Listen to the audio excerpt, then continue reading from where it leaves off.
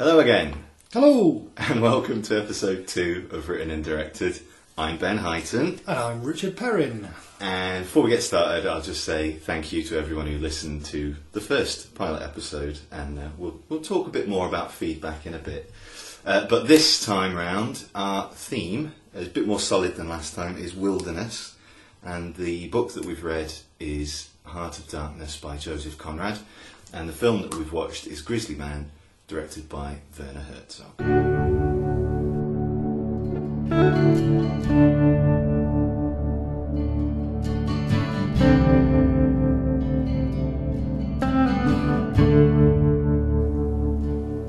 Okay, so this week's book is Heart of Darkness by Joseph Conrad. Brief outline is there's a group of middle-aged Victorian Londoners on a boat shooting the breeze overnight, and one of their number is a traveller, a sailor by the name of Marlowe, and he tells them one story, which is of his travels up the Congo, captaining a riverboat to go and pick up some ivory from a gentleman by the name of Kurtz, who's heading up the inner station further up the river. The journey basically takes place going through the continent, as Conrad calls it, which is in fact Brussels, as the Congo was the Belgian outpost, and then straight up the river, and then a little bit as he comes back and talks to Kurtz's lady friend. It's a short book, it's less than 100 pages long, so some people have called it a novella. Joseph Conrad went to sea himself for 10 years as a merchant sailor, 20 years in fact, as a merchant sailor. It's published in 3 parts as a serialised magazine piece. It's based on his own genuine trip up the Congo. So Ben, how did you find reading Heart of Darkness? Well, you mentioned the structure there. The book is broken into those 3 parts, and I think they're 3 very distinct parts, and I think I found it a little bit difficult to get my bearings at first, because the way that the narrative unfolds, the structure is a little bit disconcerting, because you've got a couple of pages written sort of from the author or the narrator. The narrator, yeah. Yeah. But actually the narrator is Marlowe, so most of the book is told in speech marks. Yeah. That took me a bit of getting used to, and I think also the majority of the journey is in that first section. You travel a lot more ground in that first chapter than you do in the subsequent 2. From London to Africa, yeah. So I got a little bit lost at places, but I soldiered on. But actually, once it got into the second part, I was gripped, and it sort of got better and better as it went along until we got to the end. I think it's fair to say it's considered a classic, isn't it? Yep. And I thought it was brilliant. The only sort of question I had in my mind, which I subsequently sort of answered for myself, was why had I never read this in school? The answer is probably to do with racial terms that are used throughout that. We'll talk about that in a bit. Did you feel the building of the tension as he got nearer and nearer to Kurtz? Yeah. Did you get that from the book? Well, I think it's fair to say that obviously throughout I was making comparisons to Apocalypse Now, which steals the broad structure and things like Kurtz himself going native and all that sort of stuff. So you have, I had already an idea of where it was going to go. Yeah. That actually made it more enjoyable for me, because the book is massively different, especially in the final section. But yes, it does ratchet up the tension, and one of the things that had me sort of flicking page like nobody's business, and it's an incredibly exciting passage of text, is when they're attacked on the river.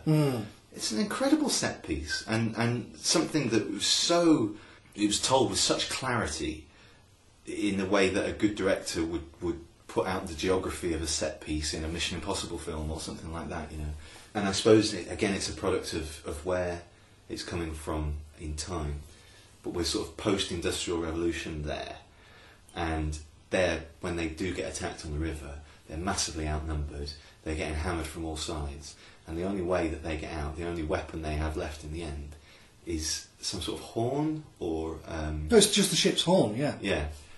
and the natives have no idea what it is. No, because and they it's scatter. an astonishingly loud sound. And once he realises like this, he actually does use it as a weapon later. Yeah. It's that thing of it's technological advancement almost being treated like a deity itself, like a spirit that they're terrified of. Yeah, it's something that recurs in a lot of things. There is, but there's also the underlying question behind that, which is civilization ruining their people's innocence? Yeah, exactly. Yeah. You know, sure. by introducing Kurtz into their environment, has he turned them into savages, whereas they were just people? Yeah. What I actually expected from the book before I read it was one of two things, and that was either it would be a sort of classic adventure yarn in the mould of King Solomon's Mines or something like that. Yeah. Or a more introspective, almost existential, allegorical journey. It is an allegorical, and that's it. I think it's pitched absolutely between the two. I think there are, like I say, there are incredible set pieces in it, and obviously, you know, the idea of a journey having double meaning is as old as text itself. The device of having it narrated, as it were, by Marlowe means that he can do both things at once. He can step back and make an authorial comment through the genuine narrator, but because everything else is in speech marks, it's this tale told. You can have all the subjective stuff, and you can highlight the things that he would be interested in. I don't really have very much to say about this other than I really, really liked it. It does bridge that gap somewhere between a more classic style of prose that we expect from the Victorian era and such, into that 20th century place. What I found really interesting when I finished, it's not that it's old-fashioned language, it's just a slightly outdated way of writing. There's still concepts in the book that felt very modern and feel actually way ahead of the time at which it was written. What, 1904 or something like that? 1899. Although he moves very fast in that first chapter, once the pace slows down a bit and you have these sort of extended set pieces, the descriptions are absolutely beautiful. Yeah. It's so stunning. Every time I go back to Heart of Darkness to reread it, that's one of the things that just gets me. The descriptions of seeing London from a distance down the Thames, the lights coming on, you know, the idyll of a group of people lounging on a boat on a summer's evening. But yeah, the absolute beauty of Africa, so vivid compared to a lot of the authors that were around at the same time. Absolutely.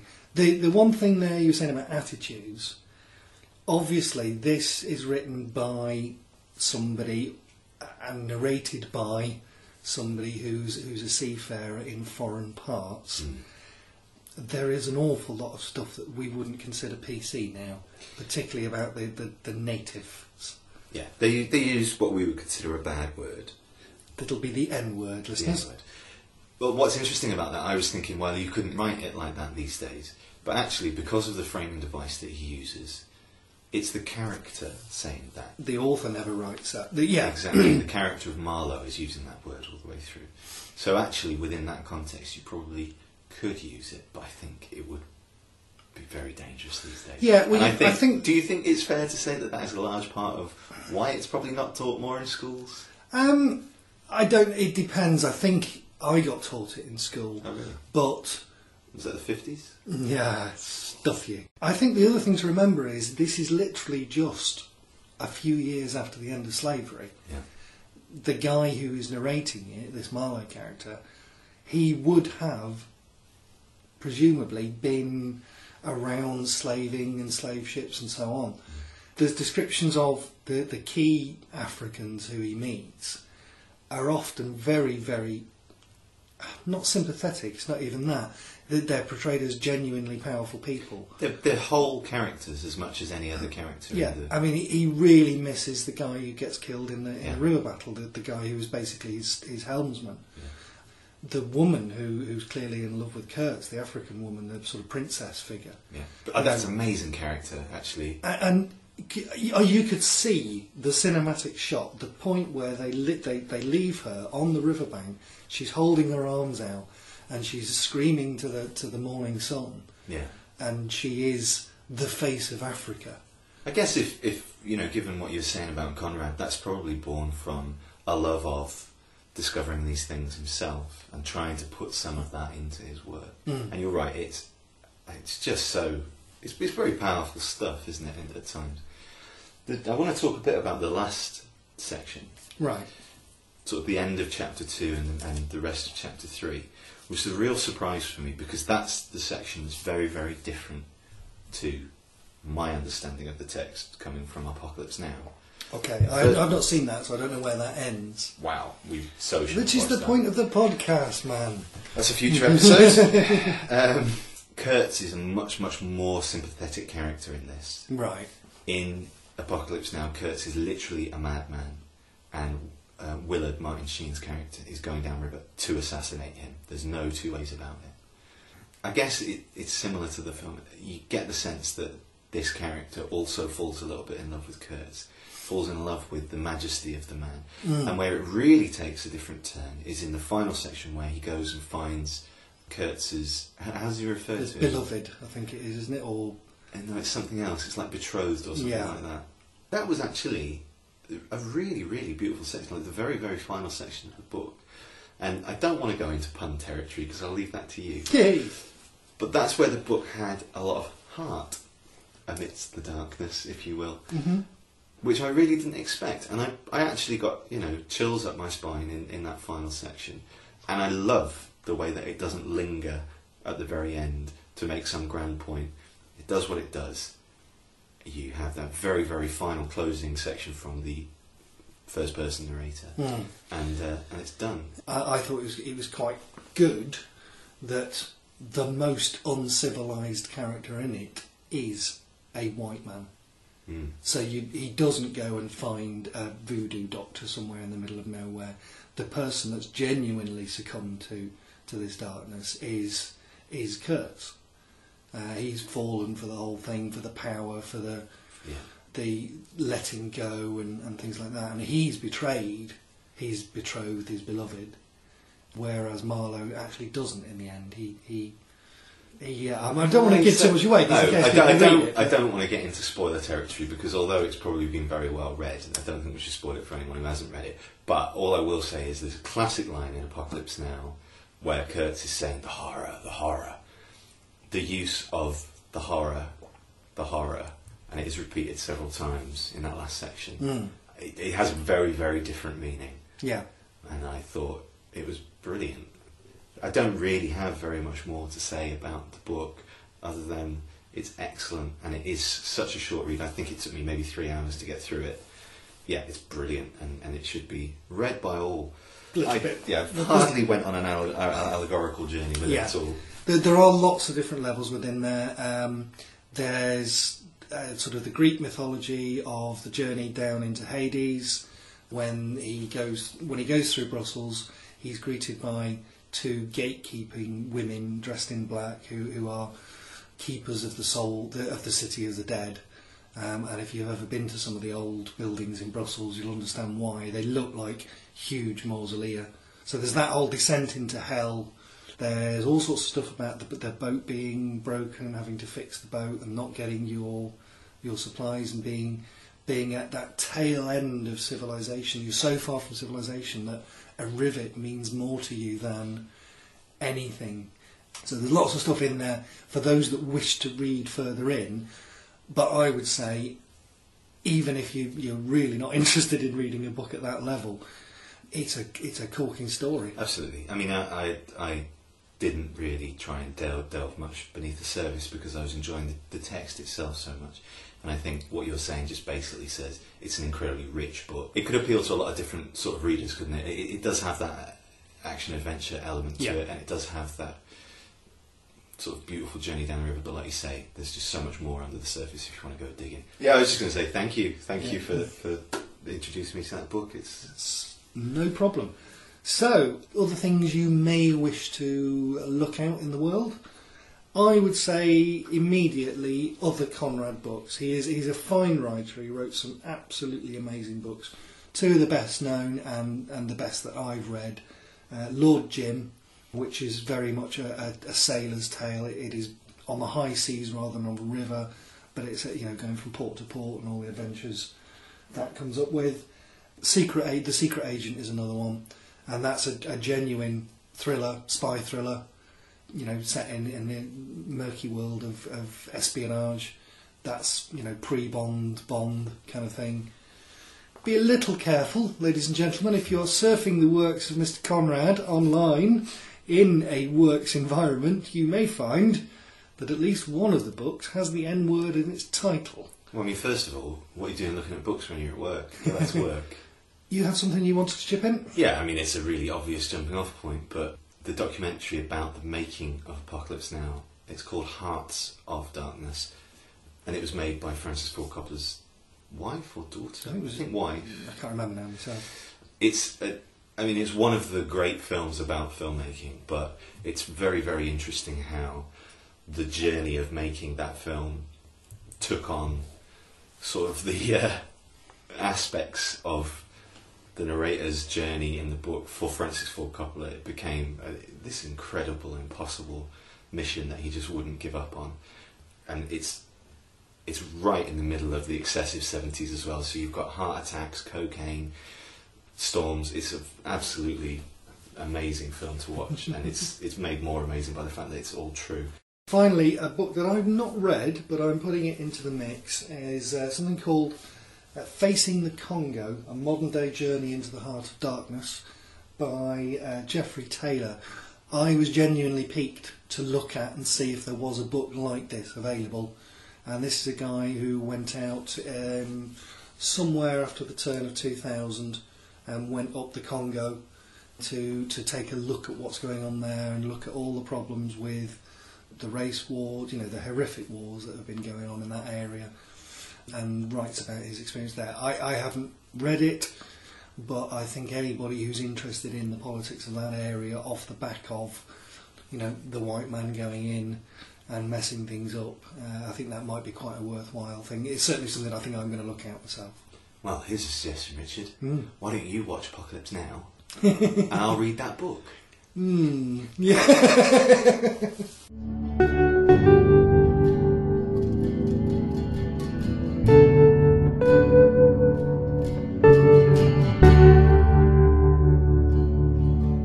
Right, before we move on to this edition's film, just wanted to share some of the feedback we've been having, Richard. I haven't seen any of this. Now, before I do that, I've got an astounding fact for you. Go. In the few days that the first episode has been up, we have been listened to on 4 continents. Good Lord. How about that? That is quite good. Yeah, Asia, Thailand, Right. 2 different states in America. That counts as one. Yeah, sure, Yeah. but that's a continent. Australia, Really? Melbourne, yes, and obviously Europe. Yeah. That's quite good, actually, yeah. No, you feel good about yourself. Global reach. 4 different people listened, and they're in 4 different... No, I'm joking. So, I just thank you to everyone again that's listened. Thank you. Some of the feedback we've been having. It's good, easy listening for any occasion. Ooh. I'm going to be subscribing. Fantastic. That was my best friend from uni. Right. Another one. Listening as I type. Enjoying very much thus far. My little sister. No. That's the best my own family could come up with there. Haven't disinherited you because of this. Right. Okay. Got it in my ears over a morning brew. Loved it. Ooh. Okay. Now, suggestion for if we were to do a romantic theme, which we haven't actually talked about. No. The Fat Slags movie. Right. And Men Are From Mars, Women Are From Venus. Ooh. Oh, there's a book I never wanted to read. Food for thought there. So, sorry, I was just thinking of Sex Lies of the Potato Men after the... I thought that as well, actually. Yeah. Jim from Chester says, that was a thoroughly enjoyable listen, gentlemen. I may read Peg's book and will definitely be watching Dread. Ooh. P.S. The music is rubbish. Yay! But I'm sure you already know this. We posted that on our Twitter feed that we knew it was pants. Yeah. Well, he listened through Facebook. We've got a Facebook page now. However, Jim later said, there's something incredibly reassuring about your voice. A great accompaniment to a good genital scrubbing. Oh. I should put that in context, he was listening from the bath. Oh, even so. So. No, I like the idea of... I'm sat here now knowing that my words are being listened to while somebody scrubs their genitals. If it makes any difference, Jim from Chester's a lovely looking fella. Fantastic. So, thanks again.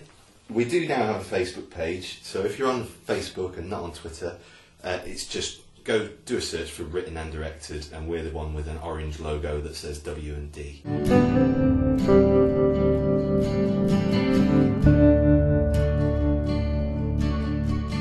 So the film that we watched this time was Grizzly Man from, I think, 2003, 2004, directed by Werner Herzog, he of Aguirre, Wrath of God, and Fitzcarraldo, two of his big films from the 70s. It's the story of Timothy Treadwell, a man who in the latter part of his life sort of dedicated his life to educating people, and especially children, for no fee, about the habits and lives of bears in Alaska. He actually died at the hands of a grizzly bear whilst doing, I think, his 9th or 10th season out in the wild. But he documented his time in the wild with the bears very fastidiously on video camera, and it's this that Werner Herzog picks up on and trolls through the hours of footage that Timothy Treadwell made. The film is both Timothy Treadwell's story, but also an examination of how he came to the end that he did. And Herzog also is interested in Timothy Treadwell as a filmmaker, which is one of the most interesting aspects of the film for me. I will probably talk a bit more about Werner Herzog later because I love him. Mm-hmm. But Richard, what did you make of Grizzly Man? I hated it. Tell me for why. I really struggled to get through this film. I watched the first 20 minutes once and just had to give up on it, and then forced myself through with the aid of gin and indeed tonic to watch the whole thing. I found this deeply unsettling as an entity. A couple of things from my first pass through that I wrote down was, is this found footage? Is this really found footage? Because it started to look faked, especially when one of the interviewees, he talks about, I think it's a guy who a pilot who took him out, says that the bears must have thought he was mentally retarded. And I thought, well, you can't put that. That's not a real thing in a film, is it? On the second full viewing, I think the thing that really my thought process as I was watching it was, initially I thought it was a fake film. Then about halfway through, I was starting to hope that it was a fake film, because it was dawning on me that if this was real, it was really not a pleasant thing to be watching. And by the end, I really was genuinely hoping, when I went on the internet straight, because I didn't look at anything beforehand, when I went onto the internet, the first page on Google would come back saying, the fake film, Grizzly Man. And when it all appears to be real, I got quite sickened, actually. I got quite sickened by the whole notion of everything that was going on. I thought nobody came out of this at all well. It's just fascinating what you're saying, because everything that you just levelled against it as a negative is all the things, not all the things, but there are things that I love about it. Yeah. I mean, the initial thing, that Herzog being on camera, doing the narration, telling you what to think. You know, we've talked about Heart of Darkness already, and about the fact that the author doesn't do that. The author stands back and then puts the words in the mouth of somebody. And he didn't. He just literally told you, this is what you should think of Timothy Treadwell and the people around him. Tim himself was so infantilised by his portrayal. He just seemed like a tween. He was like 11 or 12 years old, you know, screaming and ranting and swearing, which at times for no reason. The visuals are all terrible uniformly. I can almost understand that from the Timothy Treadwell side, because a lot of what you see is handheld, him looking at camera. But the Herzog film stuff, the stuff that he's clearly paid a lot of money to go on a plane and look at wonderful visual, marvellous sweeps of Alaska. I looked it up. The programme that was also being made at the same time by the BBC Natural History Unit was Planet Earth. If you think of the visuals that they got compared to even Herzog's stuff, it's like... Again, I totally disagree. I think the film was great. This ridiculous obsession where everybody gets a subtitle telling you what their job description is, even when it's meaningless and has no... I'm gonna steal a line from This Is Spinal Tap now and just say, well, that's nitpicking, isn't it? No, because it genuinely, I was wondering why I needed to know that Tim Treadwell's friend was an actor. I think this is absolutely key. I think it's absolutely crucial to Herzog's portrayal of the Vox Pop interviews that he does with people either involved with Treadwell or the coroner and things like that. Yeah. It's something that he's absolutely brilliant at doing, and that is giving people enough rope to hang themselves. And I think it's really important that you know that one guy is an actor, because he is acting so much. Oh, he is. He's got his chance to be in a film at last. Yeah. But the other reason why I started initially to think it was fake was because of the way that he just lets interviews tail off. Half of the interviews sections end with people just staring off into the middle distance, waiting for him to say something. And it's exactly... Well, first of all, I mean, this comes from hearing interviews with Herzog and stuff. He never wants to stop someone and lead them with a question. He'd much rather they talk until they don't talk. Yeah, but you can edit. I understand, but I think the reason that he leaves those long shots where people are just staring either off camera at him or into the camera is, again, that sense of letting you know that this is a performance that this person's giving. And while what they're saying may well indeed be true, it's layered with so much... Like, I was astounded watching it again, how fake the people in it seem. Yes, they do. They all seem like bad actors. I've written it down. Yeah. They all seem like bad actors. And I think that's because they are. I think they're so excited, even amidst this tragedy, to be on camera and to finally have the chance to be a little bit famous. And it's astonishing to me because in Herzog's other documentaries you don't see that so much. But this was the point, that you lost sympathy for them because of how he let them do that. Mm. You lost sympathy with Herzog because he was trying to guide you through and tell you everything. There's the one bit where they're talking about the last videotape that was made in Timothy's life and the soundtrack. And he listens to the soundtrack in front of Timothy's ex-girlfriend, takes the headphones off and says, "Never listen to this, burn the tape." Yeah. I'm like, no, you can't get that involved. You can't be a documentary maker and get that involved in it, that you are telling somebody how to deal with their grief. It's so interesting. I think that's one of the most moving things I've ever seen. No, that's too much. It's a very emotional scene for me. It's wrong on a human level to do that to somebody. I don't know. I genuinely disagree with you there. I think what's so brilliant about that from a filmmaking point of view is you see the back of Herzog's head and he's wearing headphones. Yeah. He's sort of describing in very broad terms to her what's going on. And this is an audio tape of Treadwell and his girlfriend being mauled to death by a bear. Yeah. Before he even says a word to her, when he says it's over, he just sort of drops his head, and you can see, without seeing his face, in the woman's face that we can see, the ex-girlfriend, she just falls apart. And to me, that was absolutely amazing. That was the one bit that cut through all of the facade, because she's never listened to this tape, and the fact that the first thing he thinks to say to her is, "You must never listen to this." No, but you don't put yourself into that position in the first place. You don't wave somebody's grief at them in such a blatant way. And he's acting, Herzog's acting. Absolutely. You know, he's doing the same thing on camera. So, you know, he's telling her that she can't listen to this. It may be the one thing she needs to give her closure. It may be the one thing that she needs to know, what the actual final moments were, or as close as she can get to. Surely the point is that it's so... And he's ruined that possibility for a woman who has lost a loved one by wanting to put himself on camera making people react. Well, I was viscerally... I think this is something about Herzog's style in general, though, is he's not a documentarian who's interested in being even-handed and making...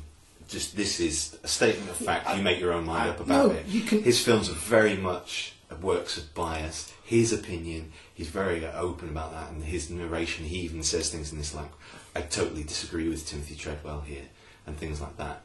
And most of his documentaries are like that. I mean, there's a very, very funny bit in Encounters at the End of the World, where someone is rambling around, and this is where he goes to a science base in Antarctica. Right. And this person's rambling for about 45 seconds.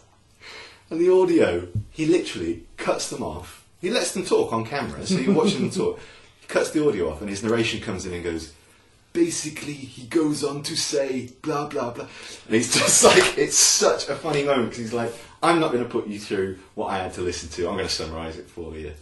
That in itself is fine. I don't mind people being subjective. I don't mind people bringing their own agenda to documentaries, but when this was particularly about an exploration of how Timothy Treadwell impacted on the world, to basically take that and ram it back into somebody's face and say, show me again how he interacted with the world, show me, cry for me, bitch, cry for me.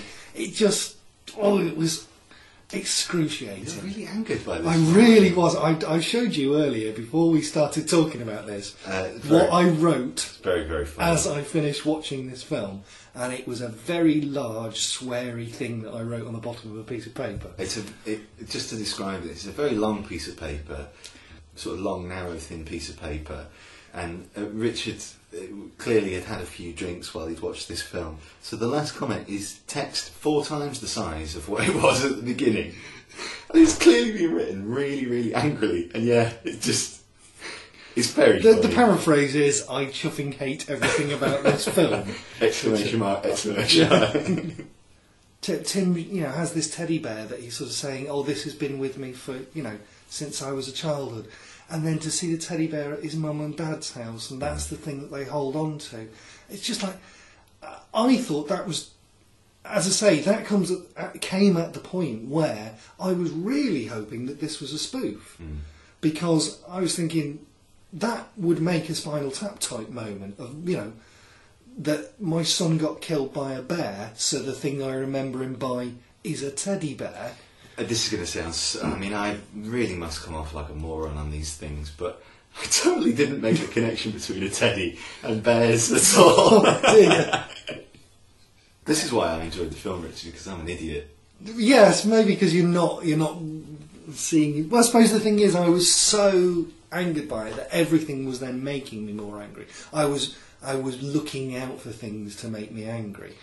There's a sudden moment where somebody talks about, and of course Tim adopted this Australian accent all the time, which is why he sounds funny on the tape.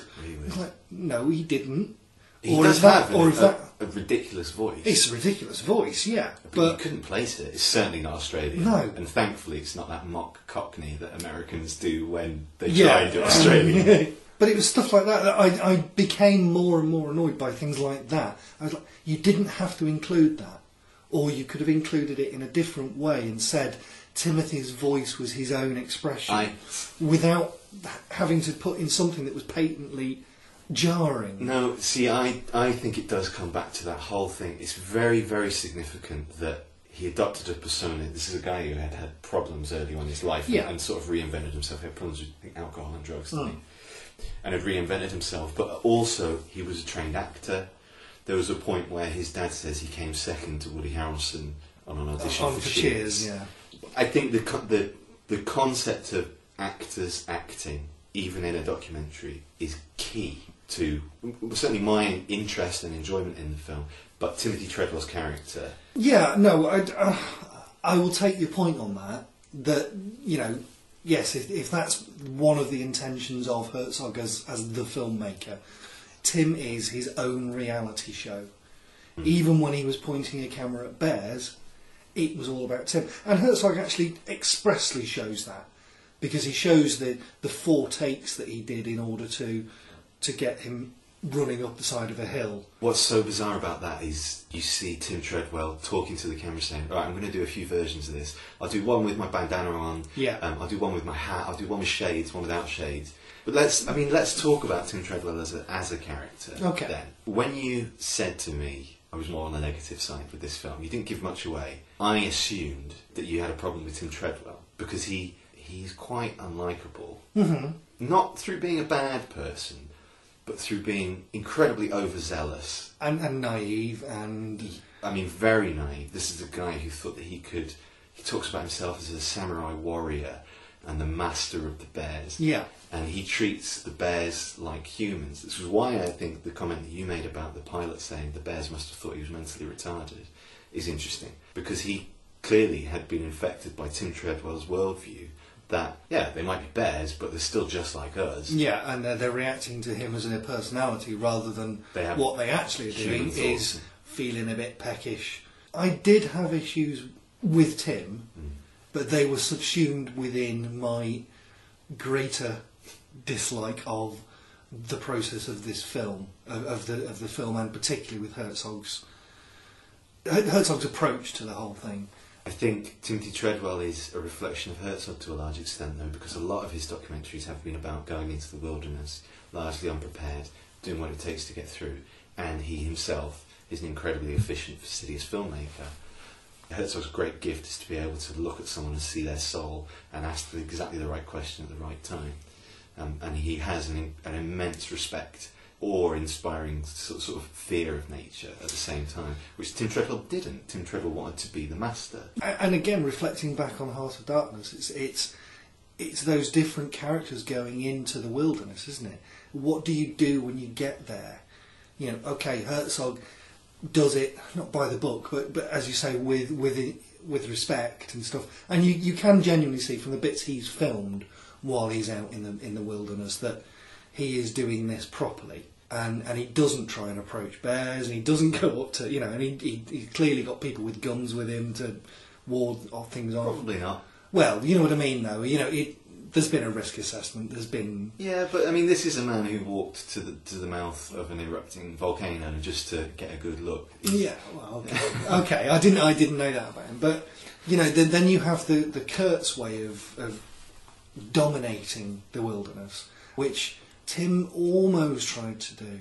He was either the fairy tripping through the long grass with all the sweet animals, and then suddenly turning into eco warrior. I'm in charge of this whole plain. What was really interesting watching it again this time, because I've seen it 3 or 4 times before, is when there are some, are they poachers that he sort of films from a bush and they're throwing rocks at a bear. Now they leave a message on a rock saying see you next season, and they leave a smiley face on another rock near his camp.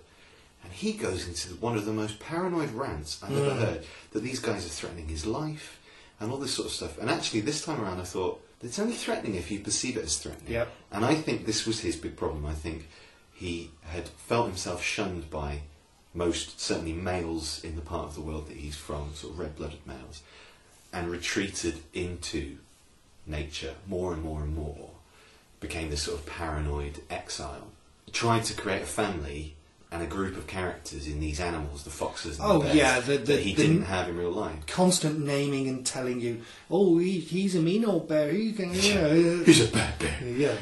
I mean, just in terms of the gay thing, I would have said, actually, if there hadn't been the stuff about the fact that there was a girl with him at the time that they died, and their relationship, I would have said he was essentially sexless. Absolutely, he's like he's like a Ken because doll. he's a pre-adolescent.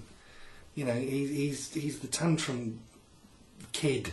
And again, as annoying as he is, I actually find it quite nauseating to hear him say things like, "I'm quite good at sex." Yeah, it's like, I don't think you are.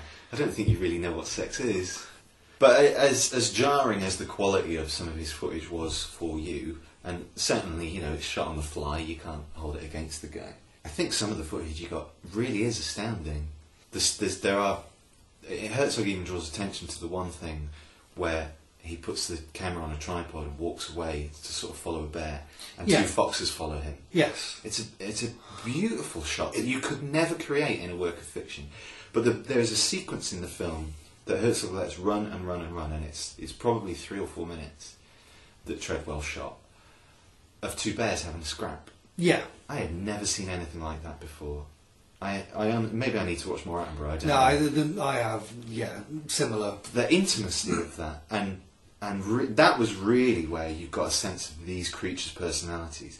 That, I mean, they were knocking literally chunks out of one Yeah. another. Yeah, if Treadwell couldn't see that they were to be dangerous feared and, as yeah. much as respected, you know, you can admire the guy's intent, but at the end of the day, he got it wrong, didn't he? I'm not saying he deserved to lose his life for it. I think, again, though, that my point from earlier is that you're out in the wilderness, you've got a camera, you've got the opportunity to become a great filmmaker.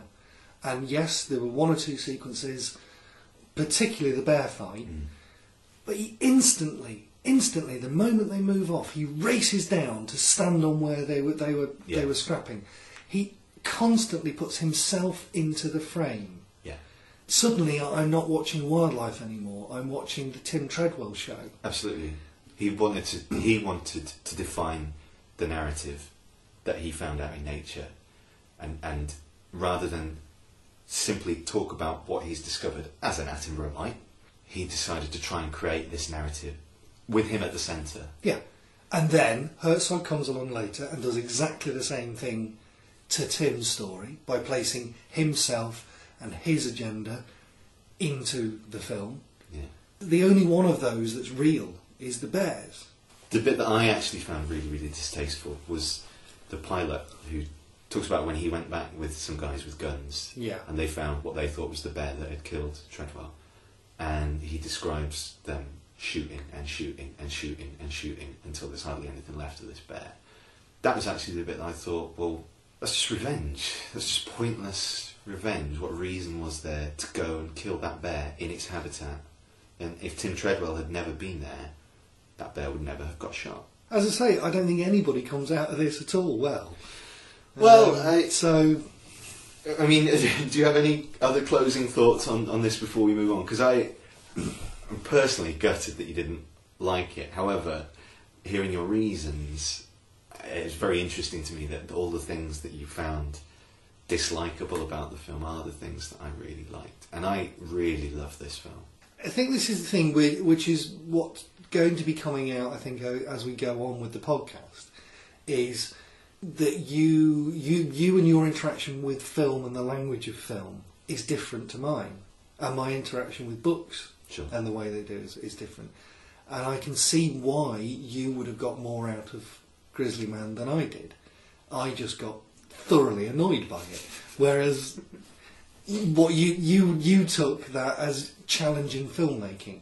Yeah, absolutely. No, but I've got. It's a film that expanded my understanding of what documentary could be at a time when I was, studying film or had just finished studying. Yeah. So final verdicts, I think, were fairly obvious. I mean, it's a big recommendation from me if you're into documentaries. And I would say if you're more like me and that you are likely to get annoyed by these things, then really steer clear of it. Do you think if you had been drinking something other than gin? No, because the first time I was stone cold sober. You turned it off. And I turned it off because it was so annoying. Right, so can't recommend a beverage. I was drinking beer, so maybe you should try beer watching this. Did it spark any recommendations in your mind?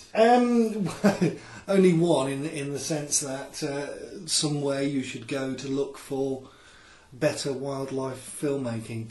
A gentleman who I do happen to know on a vaguely professional basis, Doug Allen. He's got a website which is www.dougallan, that's DOUGALLAN.com. He's a wildlife filmmaker and he's currently selling a book up, I believe, by the looks of it. Excellent. I will check that out, Richard. Good. I've got a couple of recommendations. They're all films, unsurprisingly. Well, actually, no. The first isn't. Into the Wild, the book by, I think his name's John Krakauer, which is a study of a similar sort of case, Chris McCandless, who was a young guy from a very wealthy background who decided to take off to the wilds of Alaska and see if he could live off the land for a whole season. And it was made into a film by Sean Penn. The film is very good. The book is much better. Krakauer puts himself into the story, and he takes a position where he's actually defending. The final passages of that book are one of the few things that I've read that made me cry, but it's a really, really good piece of writing. The film's a high recommendation as well. Another one of Herzog's, his recent documentary, Into the Abyss. You could pick any of Herzog's documentaries, and I could almost guarantee you, maybe not you, Richard, but a lot of people, that you'd get something out of it.